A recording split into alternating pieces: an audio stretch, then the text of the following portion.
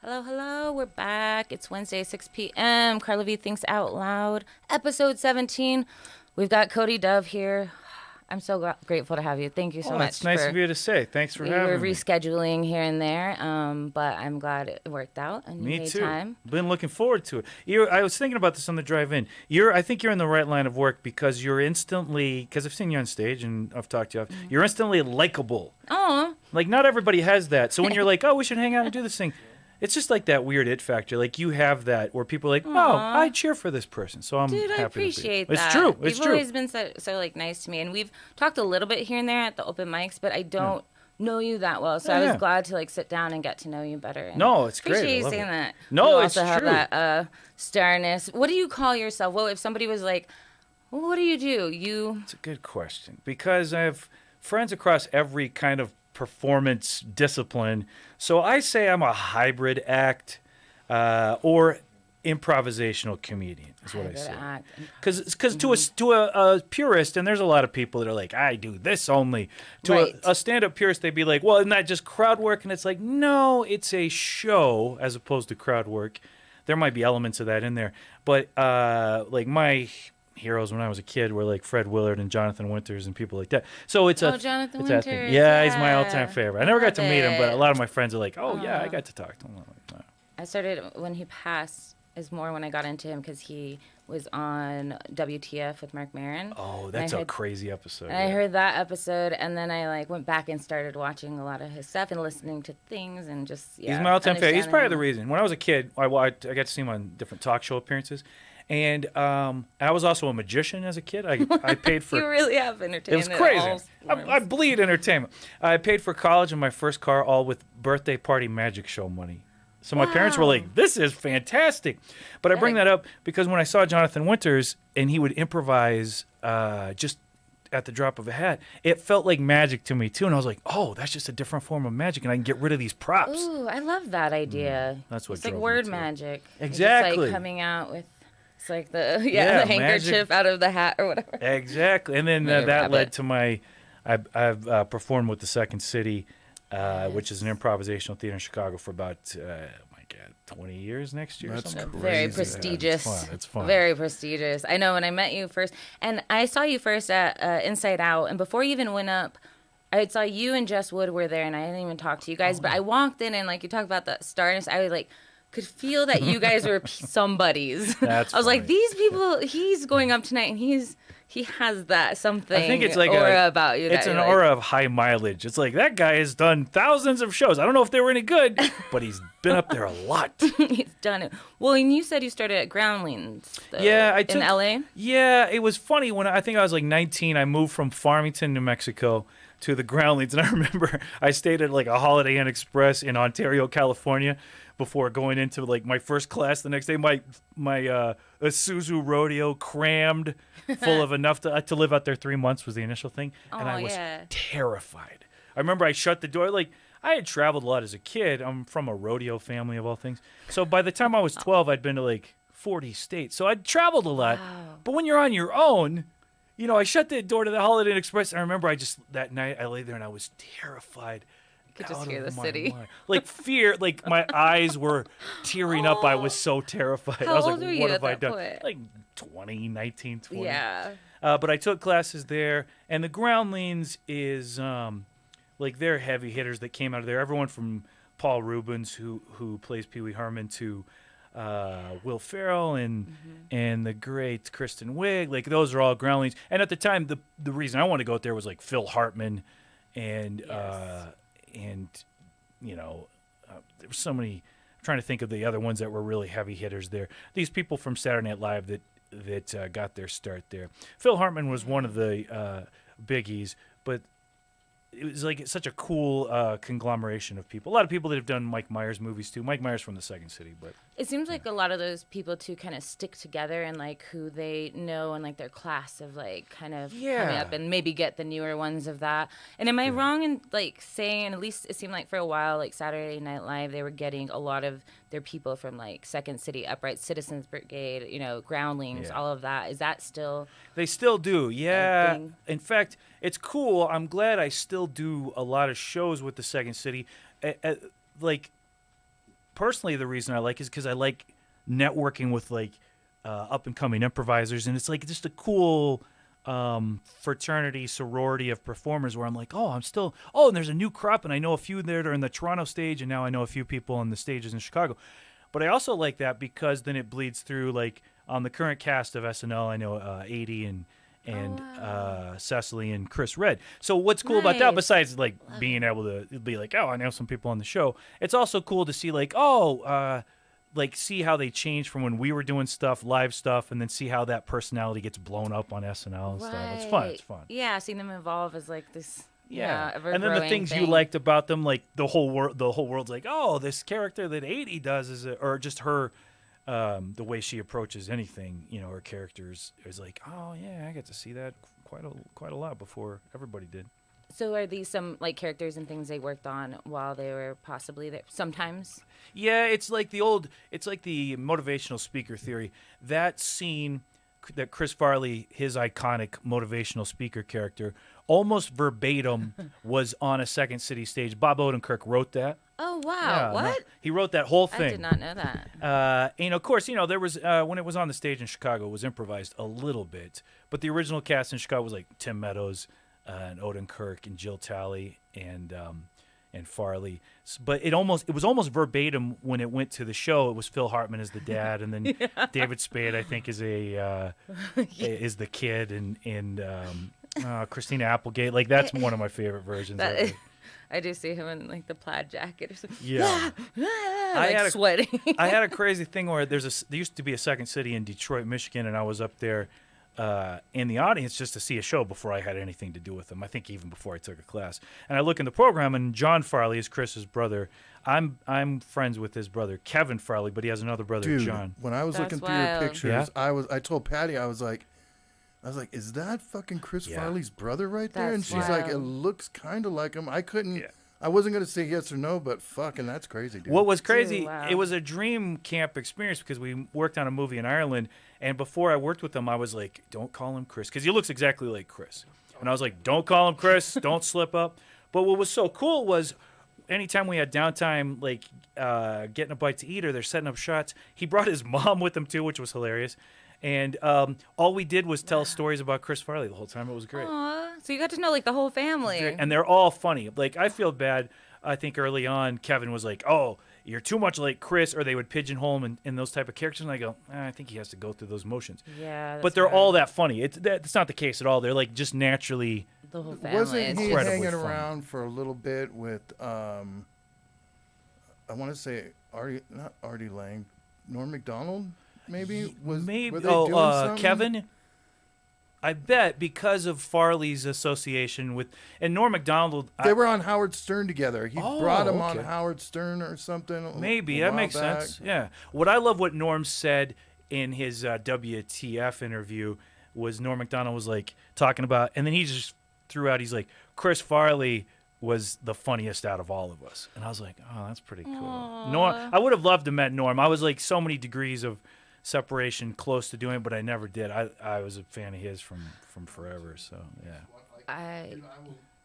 I will literally listen to the Weekend Update as I go to sleep. That's so funny. Patty, when I first started, she's like, this guy sucks. I was like, you just don't get it. No, yeah, it's a different taste. He has his own style. And I understand why people, too. I understand that, Patty. I don't get it. I was like, he's a fucking genius. When people don't get it, I understand. Like, I can step back as much as I love him. I can step back and be like, I understand why people wouldn't do that. Because it's so dry and slightly tinged with French Canadianism. It's like this weird thing. My weird experience in that gang of people was we were in the lobby of this movie thing and going to the set in Ireland, and Kevin Farley he hands me his phone, and I was like, okay.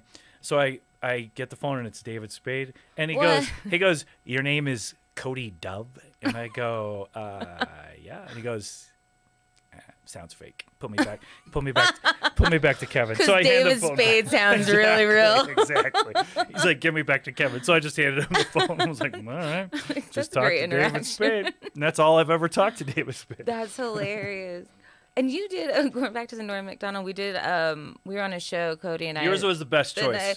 I loved yours. I like that's the one that was most memorable. You were Norm Macdonald. We did Night of the Living dead comics. I don't know. But any living or dead comedian. And you did Norm Macdonald. You did the moth joke, which is I love.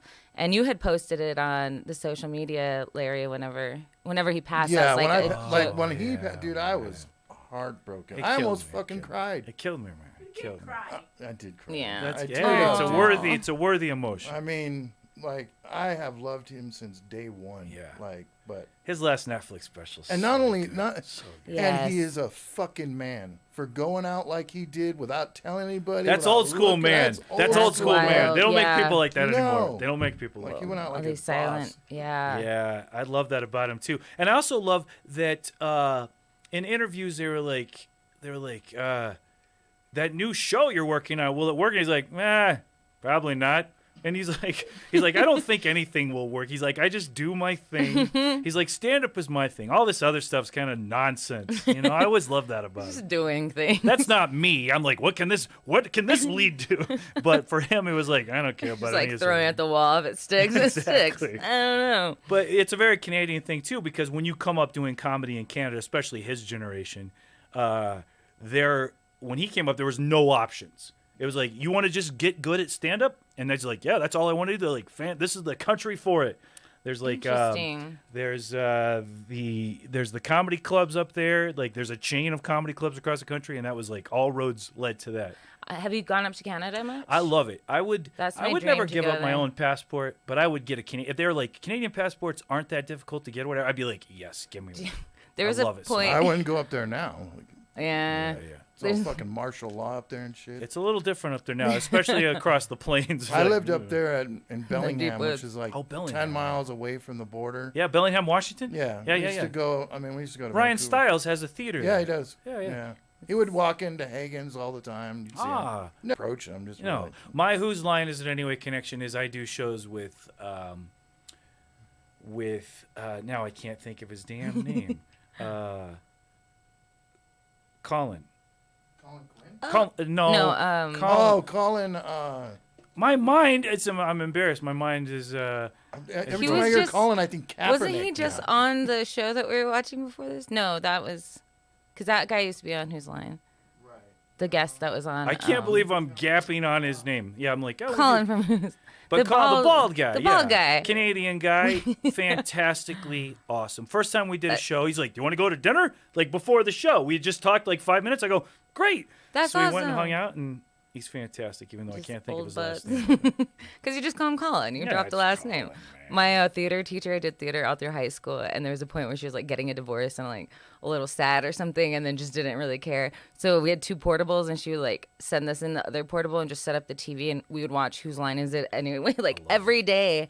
Or she would put on like how to do a Scottish accent tapes or like British things and like how to do Australia, like all these different. Do you have that book called Accents by Robert Blumenfield? You ever heard of that book? No. It's like it comes with a CD and it teaches you how to do 100 accents. It's impossible. Have you done it? Well, what's crazy about it is it's like a close-up magic book because they're like, there's 80 pages on tongue placement. Make your own jokes. There's 80 pages on tongue placement. We're like, for an upper peninsula Iberian accent, the tongue is. I'm like, what the hell? So I would just listen and try to just emulate, you know? Like, I'm like, okay. South African's still an impossible accent, but some of them you can get. It's super weird because you end up falling into a different accent with that one. It's Dutch, but not really. It's hard to tell the difference. Even when I speak Spanish, I noticed that I have to speak in a different part of my mouth, or else I feel like I sound weird. You speak Spanish fluently? Yeah, I used to be more fluent, I'd say, but I've lost some. I grew up with both in the house. Like, excellent. My mom was from Mexico. Wow. So, and then we were in like national parks growing up, so it was like a little Mexico in our house, and we just ate Mexican food, and she would speak. I mean, we'd speak back and forth English or Spanish. It kind of was both, and then my mom's side of the family, still most of them don't speak English. And that's amazing. That's cool. So yeah, I talk to me at the end, like I have to speak Spanish or whatever, but sometimes just call to practice. But my sister Geneva speaks a lot more because she studied. Your sister's name's Geneva. Yeah. What a cool name. Right? She got the rad name. I guess my mom worked at a jean factory in El Paso. And when she was pregnant and had this friend, Geneva, which is the first like American that was really nice to her. Okay. And so she named my sister after What a unique name. I've never heard that. Geneva. I've heard a lot of names, but never that. And it's not it's not a Spanish variation. It's just like it's not even Switzerland. Yeah, it's not even a Spanish thing, but we say Geneva, and that's, I guess, our form of pronouncing it. And then I have a sister, Sarah. She got the boring name. Mine, it's fine. No, Carla's a good name. It sounds common. It's not. No, I like it. And it's almost, to me, it's not so common in my circle of friends. It's like still kind of unique. Like a friend named Carla Woods, who's she's like a Broadway singer. So it's like still a unique association where I'm like, oh, all right. I think of Carla from Cheers. Oh, yeah. I like that show. Yeah. Rhea Perlman, right? Yeah. Fantastic. Danny DeVito's Wave. Oh, man, going back. Oh, it was so fun, the Night of the Living Dead thing. I got to do Gallagher. Yours was the best choice, the funniest choice. I feel like I got some, it was like a rage room, but with fruit. Yeah. But like happy rage room. What is a rage room? Oh, my sister Geneva's gone to one. I really want to go. I don't think we have them here yet, but you go to like this place, kind of like an escape room, but they have a bunch of stuff set up and then give you sledgehammers and bats and things, and you have like protective gear. Sure. And you just get to smash everything in the room, TVs, whatever it might be. It actually started in Japan. Did it? Yeah. Okay, that makes sense. Japan's always got ahead of the weird. Yeah, they have like glow in the dark rooms. So that was my thing. I got to smash. I'm surprised they let me do it. I smashed the jack-o'-lantern and what else did I do? Watermelon. I did get to do a little baby watermelon. You did some grapes, which was really funny because I got really close because they weren't smashing. I had a tiny mallet, and then I kept getting bigger in my things. It was the funniest one. It was really fun. I got to tennis racket some Snickers to the crowd. I opened up for Gallagher once. Shut up. Yeah, I did. And it's not a great story. No, tell me. The story was what was he like? Different. As you would imagine, it was in Farmington. What? And the thing was, Love places. Farmington's adjacent to the Navajo reservation. He's like, oh, my friends, my Native American friends are here tonight. So he brought out a watermelon that the outer rind had been removed. So it was red in nature, and it was shaped to be the face of a Native American with a I'm a Cleveland baseball fan, and so it looked a little bit like the mascot, which I'm glad the mascot's gone now. Yeah. Fine with me. But anyways, it looked a little bit like that, and I was like, what? I'm glad I didn't. I'm glad there was only one show, because I think the next time I'd been like, I'm good. Because I'd already done my thing before he got to this nonsense. I was like, I don't want to be associated with this. But I don't know if it's the Four Corners or it's the I don't know what it was, but the audience didn't. They were kind of like, I think like the Native Americans, the audience were like, okay, but no one heckled him or freaked out. They were very forgiving of him. And I was like, what year was this? Oh, jeez, that's a great question. This had to be that happened now. Long time ago. Yeah. Wow. I can't believe he did that. Can and you then believe to go that? through all the work to get that done, and then to you have to really think about what you're doing. Yeah, you have to be methodically be I'm Yeah. shaping a face to look like a large group of people in this area, and I was like, was it a good sculpture? No, I just remember. I remember it. At least good work. Yeah. Who did it close? Did it look like Lou Diamond It looked Phillips? exactly like the Cleveland Indians mascot. Yeah, exactly. Chief Wahoo. It was very Chief Wahoo like, and I just remember being like, what? And even back then, because it's a long time ago. Was it like 93? People weren't, maybe a little later than that. I'm thinking 97, something like that. But even then, people weren't as aware of such choices to be like, huh? Well, I think it was more. Time Maxim magazine had come out, so. Oh yeah. There's the mindset right there. Yeah, that's a good point. If anybody's ever seen Maxim magazine, and Girls Gone Wild was really hot. Girls Gone Wild was rolling. VHS was still a thing with the Girls Gone Wild. But I just remember even then though, in my little world of freedom of speech and comedy, even that thing, I was like, what is happening? It's like backing out the doors. Yeah, I was like, okay, I was never here. But even saying it out loud, I'm trying to put it in. Was there any context that he set it up? I think in his mind too. Honestly, this doesn't do anything for him. But I think in his mind, he's like, this is a tribute to this culture that I really, because a lot of people are infatuated with Native American culture, and I think in his mind that's what he was doing. He was doing like an homage, an ode to them. But I'm sure as he was it was in his bus, his tour bus, making it. I'm sure he's like, they'll be like, what a cool. He chose to smash an effigy of us. I'm sure in his head that's what the thing was, but it just came across as like, whoa. Yeah, this is not right, bro. That was weird, man. That was weird. It's funny. I wonder if he did that many other places. I hope someone told him. He's got he's had a couple racial rants back in the day. Oh no, I didn't come across these. Yeah. Maybe I shouldn't. Well, this was when you saw him was Yeah. pretty much right after he sued his brother. Oh yeah, Gallagher too. Oh, Yeah, Gallagher it was a too, mess. yeah, And when he it wouldn't went talk wild. about that. And at the radio station I worked at, they were like, he won't talk about Gallagher too. And we're like, okay. And yeah, he was really kind of loose with talking about or trying to like comically identify with groups of people, and you're like, Yeah, he was a little weird with the racial shit. yeah. He's a little ranty about a lot of stuff I noticed, but How do I put it? He was racist, but on the line, kind of, but not on the line. I don't know how to Yeah, explain it. I think then it He seemed thought on he the was line, towing but it, now but if he we was watch it, over we'd be it. like, whoa, wow, wow, wow, wow. Yeah. But at the He time, thought it was he was like, being oh, he's funny. kind of pushing it in weird ways. We didn't know any better. He's I mean, like we stepping knew better. over, stepping back. Yeah. Is he still alive? Yep. I think so. Is I he? think so. Oh, yeah. Yeah. Did you do research for your Yeah, a little portrayal? bit. He's alive. I think he's Wow. like I wonder what his- 69 or something, I think it said. Because he can't be touring. I don't. think. It says that when it said it like years like that he performed, it says like, oh no, it said 1969 to present. And he's like early, but I don't know if he's really performing. Like maybe it's like once a year thing, and then they stay. He's I like that show, though, because I chose Norm because I love him. Yeah. But also I liked it because I'm like, oh, with the moth joke, if I wanted to, and I didn't, because I was like, when driving there, I was like, this feels more like a tribute because there's like one joke at the end. Because what makes the moth joke segment so funny on Conan is Conan sets the stakes, where he's like, how long? Like, he interjects these perfect things. And when you're by yourself with that, you're like, halfway through, I go, oh, there's one joke in this. Well, not only that, but they need to fix those speakers at that fucking place. Absolutely. Yeah. Especially when it's a tribute and you want your voice quality to come through. I was like, as being a sound guy, it drove me nuts. Well, and so I went up there and tried to fix it. oh, yeah, that's right. Did you? But Good. then I was like, no, those woofers are dead. Because you did what I would do. I did sound mixing for a few years, but very basic. Like a 12-channel Mackie board is what I did for live events, like NBA arenas, but very basic mixing. So I go, let's roll the highs up, maybe a little mid, no lows, and that did nothing.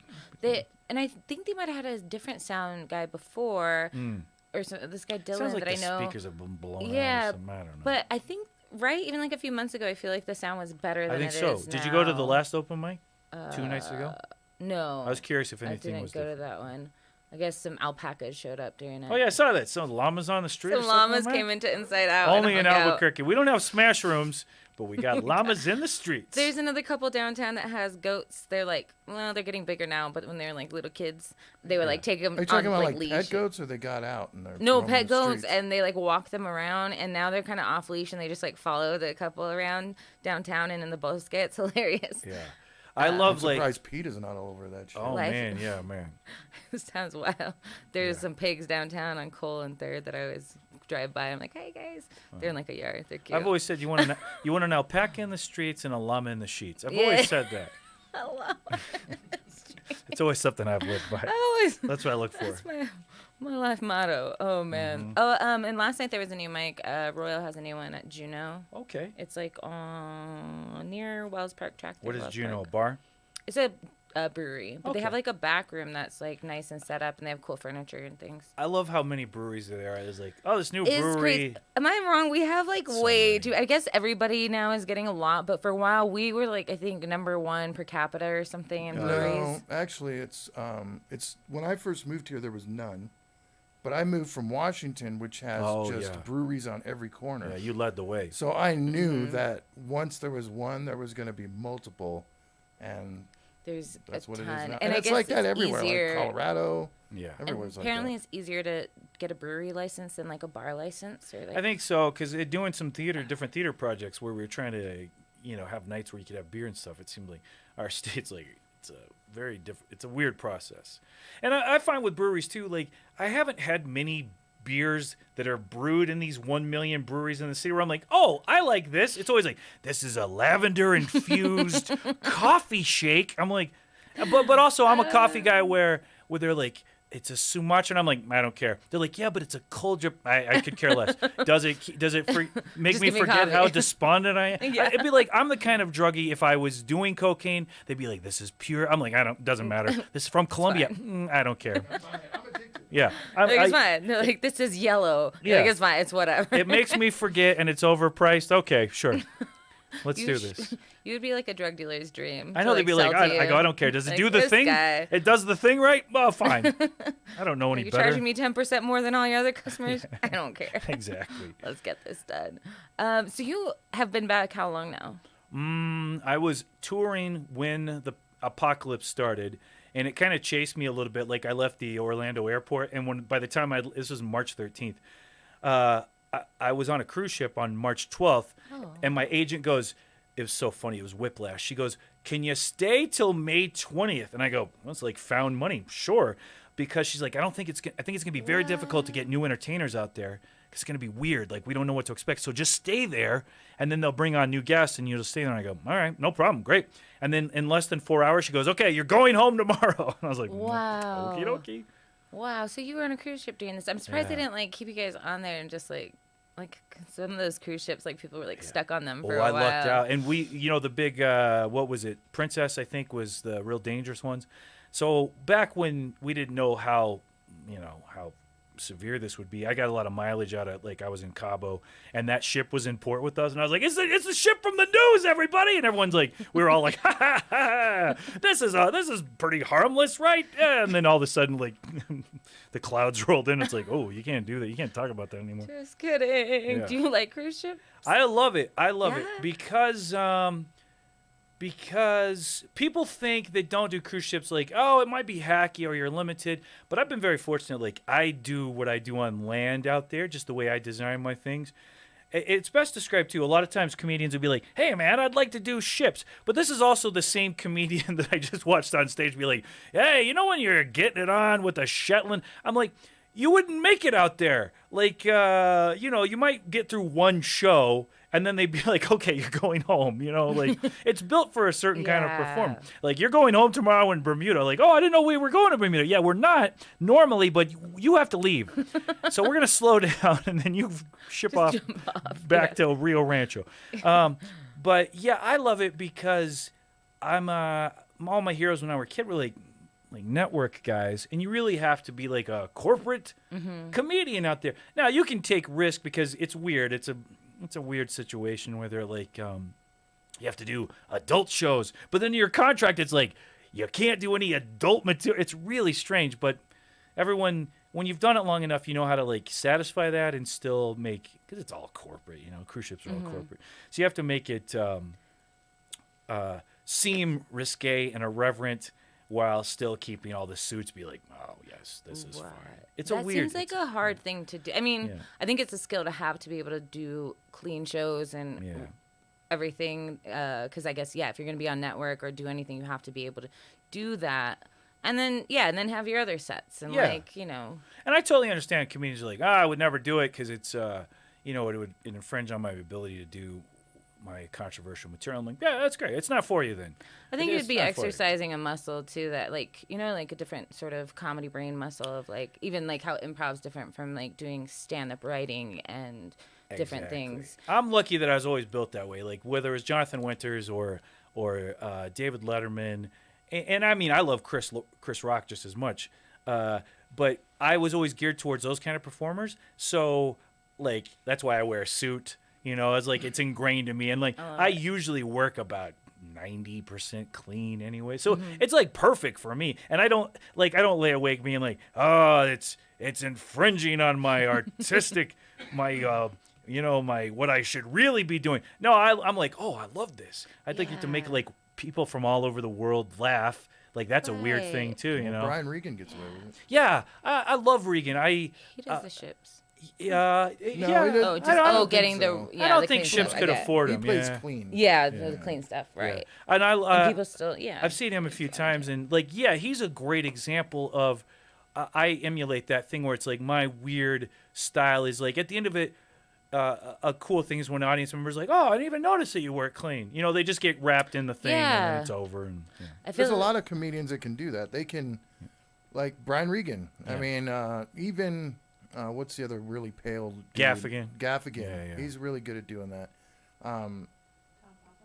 Tom Papa's another one. I don't know Tom Papa as well, but I like him, man. I love Tom Papa, but he's on the edge of clean, and it works for him. It works for all of them. And that's just like I say, I probably would be crazy if that wasn't inherently who I am, anyways. And in the adult shows, I can make it work. Like when I'm paid to do adult shows, I'm like, all right. But my style, also, the audience will set how far they want to go. I always let them. I'm like, well, what are we doing here? Through improvising, I'm always like, what's the suggestion? So if their suggestion is some crazy remark, I'm like, all right, you're the ones that set this. Remember that, rather than here's what I think. You're like, I got to look up Colin's name. I like how you mix that together, the comedy and the improv.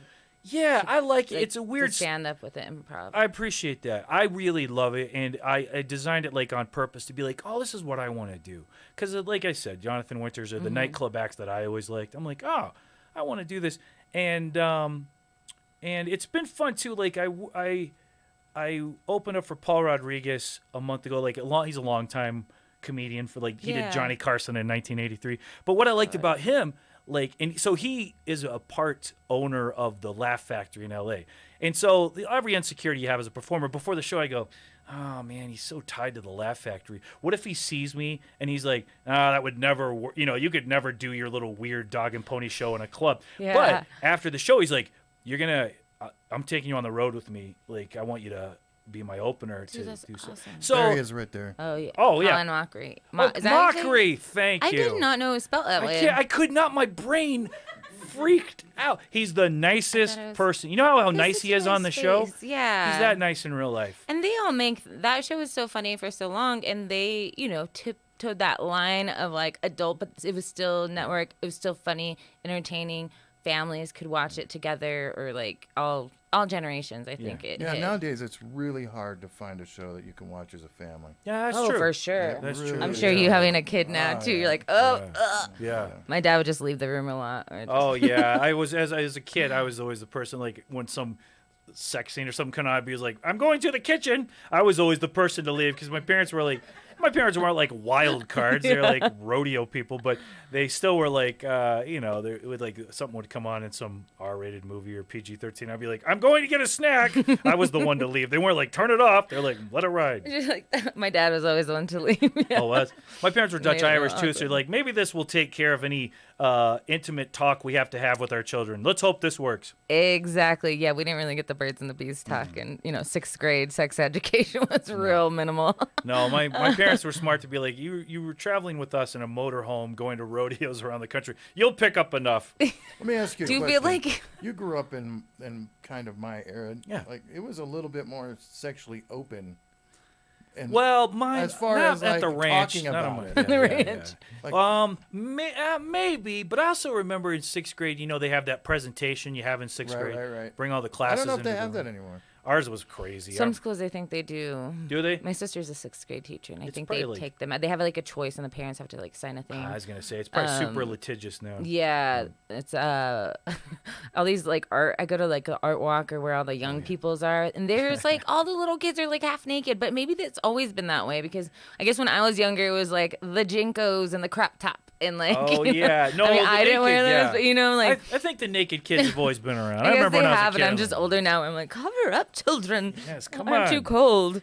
You get your kid on a leash, but that's the only thing they're wearing. Yeah. One of my favorite games to watch was like in Kansas. I lived there for a while in Lawrence, Kansas, and the winters are brutal. Yeah. And downtown, Lawrence is pretty happening downtown, and all the sorority girls would go to like the bars. Still dead of winter, ice on the ground, stilettos, like no jacket, and like mini skirts and things, and it was really fun to watch them try to walk on the ice and not fall. Sometimes they take all of each other down by trying to help each other. Yeah, they're like Bambi legs, just like. When I was when I lived in Chicago working for the Second City, I lived for a little while near Wrigleyville, and that is drunk cold winter drunk person Wrigleyville. central. It's brutal. Wrigleyville, if you're like a baseball fan, like that would be incredible. It's horrible. Stadium, yeah. It's horrible. I think even Cubs fans hate it when they're sober. If you drop off Cub fans, they're sober, they'd be like, this is horrible. But they're so wasted. They're like, yeah, let's throw up on this car. It's just like the culture, and they just accept it and keep it like going. It's that way. We're like, why are we doing this? Yeah, it's just tradition. And there's always some drunk girl. It'd be like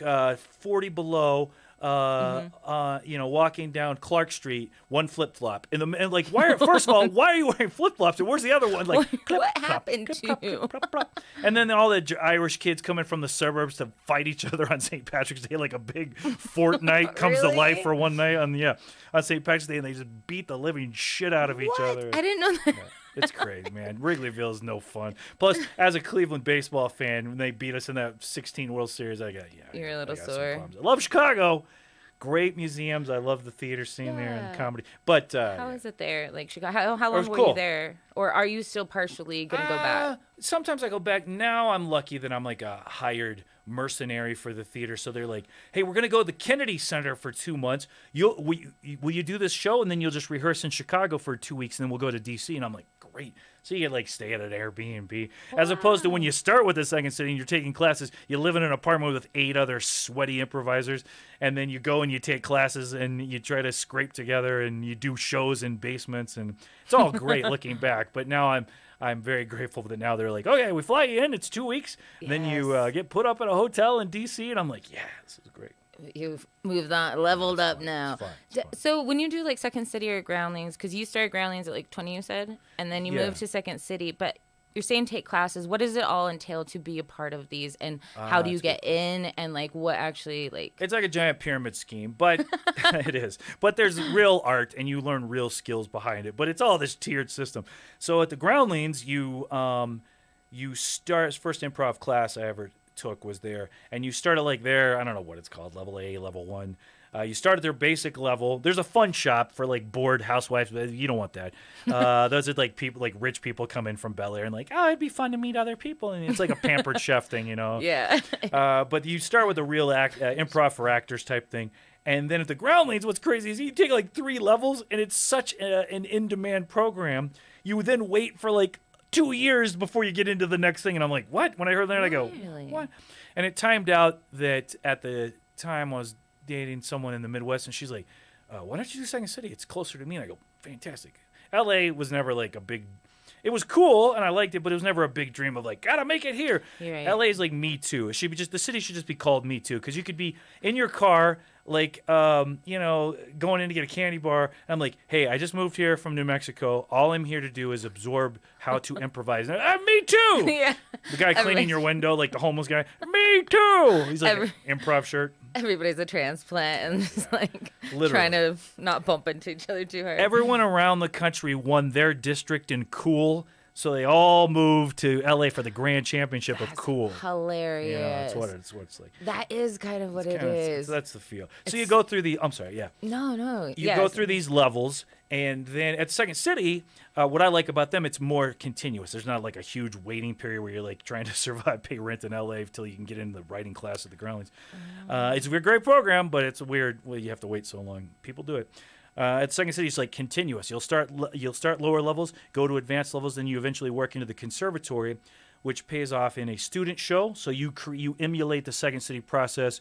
And what I mean by that is the way the Second City's always worked since 1959 is you have a set sketch show with improvised pieces and segments in there. And then at the end of that show, on every night except Friday, there's a free improv set. And from that, it's a self-generating machine. From those sets, because I love it, the founders were like, it's going to be a people's theater. We're going to come out every night and be like, what's on your mind? And then someone from Schaumburg or Wrigleyville or whatever would be like, well, the mayor's race seems a bit weird. And they're like, great, we're going to improvise a scene based on that. Now it's a little more wider cast because the audience it's still very Chicago, but it's like more of a tourist audience. So the social satire maybe takes over a little bit more. Mm-hmm. And then you self-generate. So if something works in a set and you're in process of creating a new show over about 8 weeks, it's crazy. You rehearse like 5 hours during the day, then you sometimes do 2 shows that night, but I love it.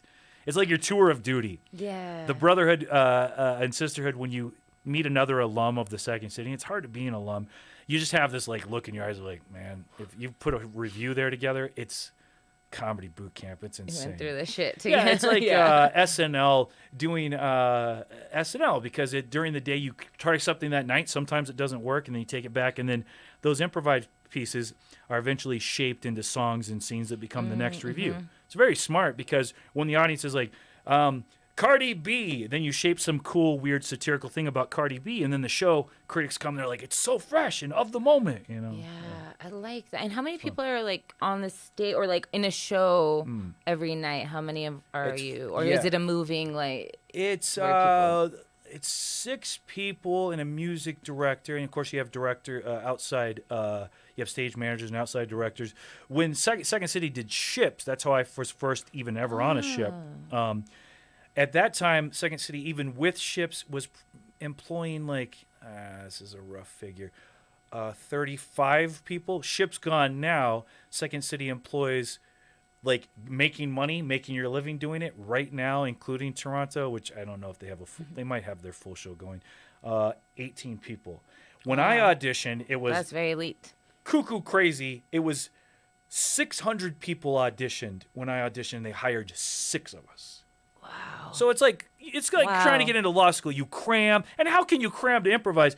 Being from New Mexico, I was like, every playwright I've never heard of, every movie. I watched the AFI Top 100 movies. I watched all of them. Wow, I was just like, absorb. And because a young improviser thinks it's all about reference, which is impressive, and you can be clever with that. But you learn eventually really good improvising is like really good living. It's immediate, and you get everything in the moment. Okay. That's the good stuff. Yeah. Because when you're young, you think, oh, it'll be funny if I work in a Kubrick reference here, and that is a layer on top of this husband and wife scene that we're doing. And then you eventually learn, like, yes, bring all your life experience to everything you do, but the immediacy and the audience will tell you what's working and what's not working. And then you're like, Now that's, I can say that having crammed all that stuff into my system, and I still have the improviser's curse, which is impossible. When I started, the improviser's curse made sense because there were like 20 cable channels. When I first started improvising, there was like Time magazine and Newsweek were a thing. So you could be like, I read Newsweek every week, I read the New York Times every week, and I if something's trending, it wasn't even called trending there, if something's popular, you absorb that. Now there's 8 million platforms and 1 billion shows. So the improviser's curse can really, you have to be aware of it. Like sometimes I'll watch a show and I'm like, do I even enjoy this? Or am I just watching it in case someone in an audience is like, Squid Game? And I'm like, all right, gotcha. Yeah. So you're not, you're just constantly studying everything you're watching. And it's like, I can't turn off the improvising brain of getting the information. I have to do it. I'll be watching something, I'm like, do I even enjoy this? But it's also impossible too because everything is so segmented now. But I still find the audiences when it's like a 1,000-seat theater, or even on cruise ships, sometimes it's 1,000. You do 2 shows in front of a 1,000-seat theater that's packed to the gills. On a cruise ship, there's that many people? It's fantastic. What? So what I like about that though is as the improviser, like inside baseball. Also, when you go, give me the suggestion of your favorite author, you of course have the right to be like, what is this whole audience going to know? If someone's like, this anime thing that 5 people know, I was gonna say to people from Amherst, you're like, some obscure thing, and you're just like, well, sometimes you're watching anime. I'll sometimes work that in because as an improviser, you want something that inspires you. You don't want to be like, well, I've had the Ernest Hemingway suggestion 1 million times in my life. Oh, right. It's kind of like an Moby Dick again. Yeah, exactly. Yeah. You want to be honest with the audience and be like, this is truly a one of a kind thing. But in a 1,000-seat theater, it's also nice too because they're shouting out different things, and you're weirdly profiling to be like, oh, I bet 70% of the audience will know that thing. Because you want to create something the whole audience is like with you. Because otherwise, if you're like, oh yeah, great, I'll do a scene about, whatever the Dickinson from Apple TV, and then like 20 people in the audience be like, nice, I love that show. You want to take something where the whole audience is along for the ride, because that communion thing, like maybe even more than stand up, they have to be like, oh, we're with you. Right. Yeah, and you can do a joke for some room that's going to work because they're all in it, and then do that one for a different room, and it's like, oh, wait, that wasn't the right room for that. Yeah. Got to read the room. And I'm sure by hearing the different suggestions, it's like you probably also, maybe if you don't pick one, you also get a feel of who in the audience knows what and likes what. Yep, so that you can that's very smart. I did a little improv, but I know the basics. But you're right. It is nice. that you can like from the whole. Oh, thanks, buddy. Oh, yeah. From the whole audience, you can. It is cool. It's like a live Twitter like tape, like a flow of constantly updating thing. Because you're like, I'll be like, what's something in the news? And it's weird too. I'm of the mindset like Steve Martin and Martin Short were talking about this, about their stage show that they tour, and they're like, you're not very political, and he's like, yeah, because if I just do my politics, the audience is America. So if I just do my politics, half the audience then is like, nah. You're separating like the audience, and then like, they're kind checked of alienating part of them, and I mean it's Steve Martin. They're gonna come around again, but maybe they check out for 15 minutes because they're like, nah, blah blah. So I like his thing. I heard this. I like his thing too. It's like I don't know. I want to create an evening where everybody, and I think it's what our country needs. We need more things where the whole audience is like, oh yeah, this is just fun. Yeah, some togetherness in it. I know a lot of people would be like, no, you coward. But that's just like I say. It's how I'm. That's what I like. It's the entertainment. Yeah, bring them together. And some people, they have different agendas or different feel. They like how it feels when they shock the audience. They like how it feels when people are like, oh, yeah. I love Amy Schumer. I loved Bill Hicks. I like, I love all that stuff. But I know myself, like in my little comedy soul, I'm like, that's not me. And I tried to. Be like, I want to be like Bill Hicks. I didn't do any sort of like, and now I have a lot of them, but I'm going through, you go through different phases. I have animal jokes to like some sex jokes, but I didn't do any sex jokes for like the first, few months that I started. I didn't want to be like, nothing against like female comedians who do that, but I didn't want to be pigeonholed as like, just another female that's talking about her vagina. Like, and I'm just but when I do, I try to do it in clever, weird ways. That's good. Like sillier ways that aren't so obvious, maybe. Trying to do those more. I mean, I guess that's comedy, but yeah. That reminds me too because my act is so like it's this hybrid improvised thing. So I'm always like, what are other comics can? Because when you go, an example in a club or on ships too, when you haven't worked with other performers and you get in the green room and you're always like, what are they going to think of what I'm doing? But I've been so grateful that the performers that I work with, like these touring pros, people that have been on Letterman and Conan and all this stuff, they're always like, oh, I really like that. That's just like a nice little pat for me. But what I like about that too is the really smart ones, when you get to a certain level of doing it for so long, you recognize that if you can make a room full of strangers laugh for 40 minutes or 15 minutes, whatever your assignment is, like that's what matters. Yeah. That's the thing. When you get to a certain level, like, well, this is our job. And we did our job. There's all levels of taste in there. I totally get that. Because sometimes I'll be booked on a show and it's a real hip comedian, right? And I know going up, I'm like, I look at the audience, I'm like, they're going to think I'm an alien. And I'll get like 40% out of what I would normally get with an audience that is, a little more like not as hip. Like a room full of normal squares rather than these. What's the one comedian's name that had... Oh man, he had a show on Showtime. A Christian dude, like Pete Holmes. Crashing. Holmes, yeah. Oh, I love Pete Holmes so much. Is he a Christian dude? Yeah, he was his crashing story is pretty true to his real story as far as his girlfriend leaving him. They were super devout Christians and like in the church super deep. Oh yes. And then they like broke up and he kind of left he was already doing comedy, but he went outside the like Christian circuit and started like doing bigger stuff, and it's such a good there's show. There's a lot of money in the Christian circuit. Oh man, I've thought about that too.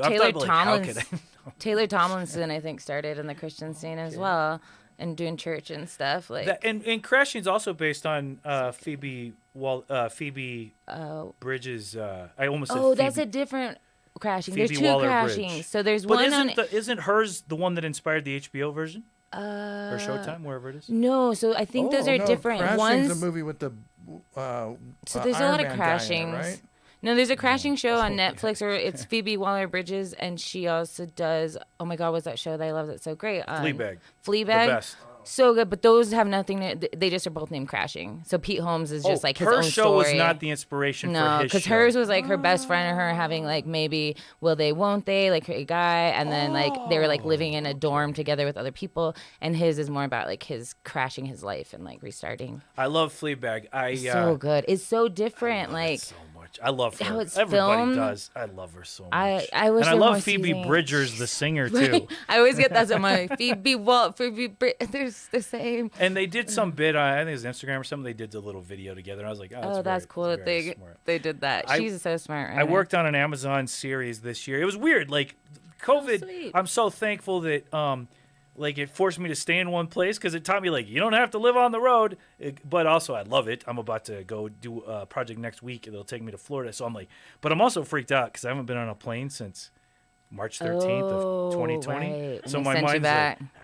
like, but not bad. what was the reason I bring up that thing? My character in this Amazon series is a pastor, and my thinking highly of myself on the set, I go, I just want to be the new hot priest from Fleabag, and like the inside people on the set were like, they're like, that's not you, but funny. Hot priest. Oh yes, yeah, she falls in love with the hot priest. Oh, You're the new one. good So so you do a lot of acting then as well? I do. Like I try to make my thing acting based as well, more than a bunch of one-liners or whatever. So there's that. But also I have agents in different cities. But to be honest, like I've been lucky to do so much live comedy. Has been eating up most of my entire life, where agents are like, you're gone again? Okay. So to be anchored here, it was nice for the agent to be like, all right, let's see what this thing is, and then work on some cool, like this is such a fun experience. And I lucked out even more in this Amazon thing that the director was awesome, and she had a background in improvising, and they just set me up for like baseball fantasy camp. She goes, okay, we're gonna do your scene again. She goes, it's great, it's just what we want. And I go, okay, good, because you're always like, is this, do I suck? Right? She's like, that's perfect. She's like, for fun, can you say like a little something before you go to your scripted dialogue? And she goes like, how about you make up a little like weird church joke? And in my brain I'm like, this is the greatest day ever. And I go, I could improvise. And she goes, sometimes they're blown away, even though she's an improviser too. She's like, you can? I go, yeah. So I did like 30 different takes. I love it. It was so fun. And every time I would improvise like a dumb church joke, and it was awkward and stilted and weird and so great. She had worked with an actor, the late great Fred Willard, who you remember him? Yeah. So Fred Willard and I'd done a couple things with him, but we worked on that same movie with Chris Farley's brother, with Kevin Farley. It's called The Yank. I think it's on Amazon. I don't know. The Yank. If it is, please check it out. But what was cool is I too worked with Fred Willard. She worked with him. This director worked with him on an HBO series called Family Tree with Chris O'Dowd. And she's unique that she played Chris O'Dowd's girlfriend like twice in different series. Like once on they made a Get Shorty series, like she was his girlfriend on there. Nice. And then on this Family Tree thing that was improvised, like Christopher Guest thing, and she played his girlfriend on there.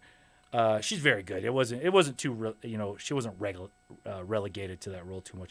But I was like, I work with Fred Willard. She's like, oh my God, I love Fred Willard. So it was a fantasy camp experience where she like improvised, and I was like, so I did 30 takes, and then the lead actor. It was cool because there's like some kind of Oscar-nominated actors, and between takes they would look at me and be like, and I'm like, what is happening? I was trying to keep my shit together. I'm like, this is so weird. I'm excited to see it come out. Yeah, I can talk about more about it. Yeah, I was gonna say more, but they make you these days. They're like, reveal nothing.